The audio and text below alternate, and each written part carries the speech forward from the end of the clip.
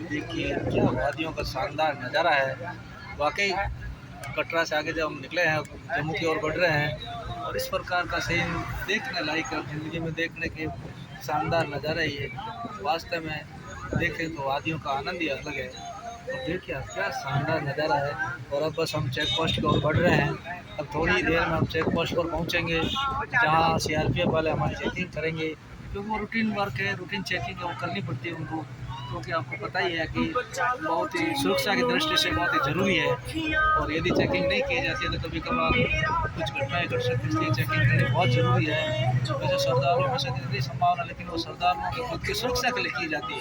इसलिए सभी को आगे बढ़कर हमें सुरक्षा कर्मियों को पूर्ण सहयोग करना चाहिए।